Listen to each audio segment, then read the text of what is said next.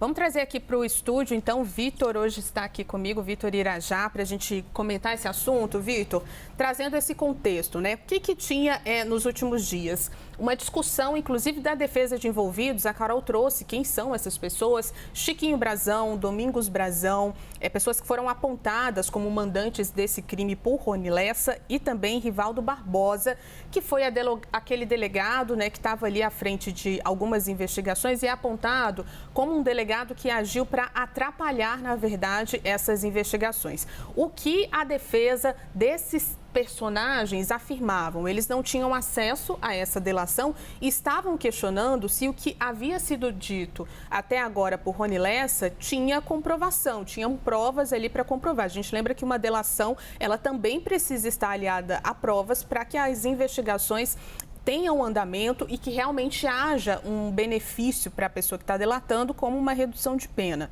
Agora, o que os advogados me dizem é que isso representa um avanço, porque eles vão ter a noção mais clara nesse momento do que realmente ele disse e o que exatamente está apontado nesse depoimento à polícia. Depoimento que veio à tona aí nos últimos dias, pelo menos um trecho dele, e que agora Alexandre de Moraes retira o sigilo, ou seja, pelo menos no que diz respeito a Marielle Franco, porque ele delatou também outros crimes, mas no que diz respeito a esse especificamente, nós teremos os detalhes do que disse Rony Lessa.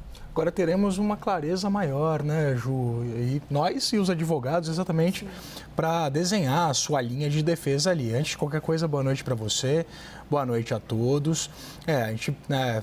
Agora Alexandre de Moraes solta, né, tira o sigilo desses trechos da delação de Rony Lessa, argumentando inclusive que o sigilo agora ele não era mais necessário, porque a divulgação não atrapalharia as investigações como se alegava antes. Agora, sim, de fato, as defesas dos demais citados, entre eles o delegado Rivaldo Barbosa, vão ter ali uma clareza maior de onde, né, vão basear exatamente as suas argumentações. Isso porque Rony Lessa diz, né, deixa claro ali, por exemplo, o papel de Rivaldo Barbosa, que teve inclusive uma exposição muito grande desde o começo das investigações envolvendo o assassinato da vereadora Marielle Franco e de seu motorista Anderson Gomes. Rony Lessa disse, inclusive, aqui, que ao delegado caberia garantir uma espécie de imunidade aos envolvidos no crime que ele aponta, né, os mandantes, os irmãos Brazão e ele como executor do assassinato de Marielle e de seu motorista. Então agora a gente vai observar qual vai ser essa estratégia. O Rivaldo Barbosa, inclusive, que fez um apelo ao Alexandre de Moraes, ao ministro Alexandre de Moraes, para ser ouvido, né? Queria ser ouvido, queria dar a sua versão dos fatos.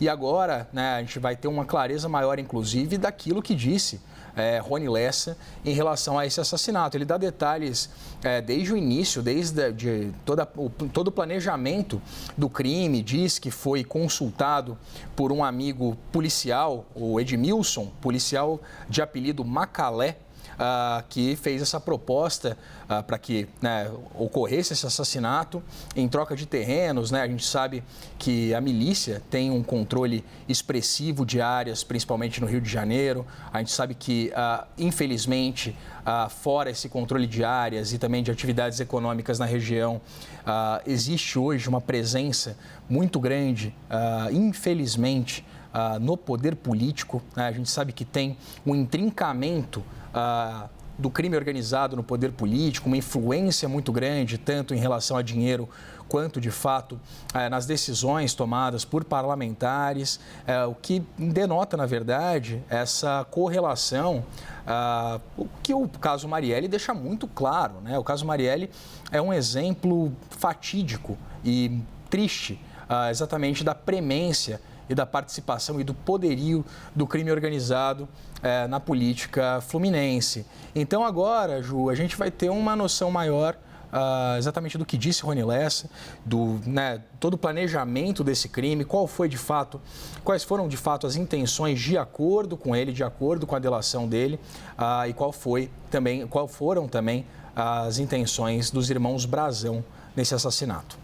Vitor, eu vou chamar aqui para nos ajudar também a destrinchar essa importante delação para esse caso, que a gente lembra teve andamento, inclusive com o apontamento dos mandantes no ano passado, durante a gestão do presidente Lula e à frente ali do Ministério da Justiça, o ministro Flávio Dino. Vou chamar a Luísa Martins para também conversar aqui com a gente. Luísa, que também está acompanhando esse Breaking News de hoje, a retirada então do sigilo da delação de Rony Lessa, Luísa, que está sendo bastante observada agora e destrinchada pelas defesas dos envolvidos, que pediam isso há muito tempo, né, Luísa? Porque a gente teve essa delação, eles não tiveram acesso aí a esses pontos, alguns trechos vieram à tona. Alexandre de Moraes coloca isso na decisão, olha, por conta de trechos colocados fora de contexto, ou pelo menos partes e matérias jornalísticas, é importante que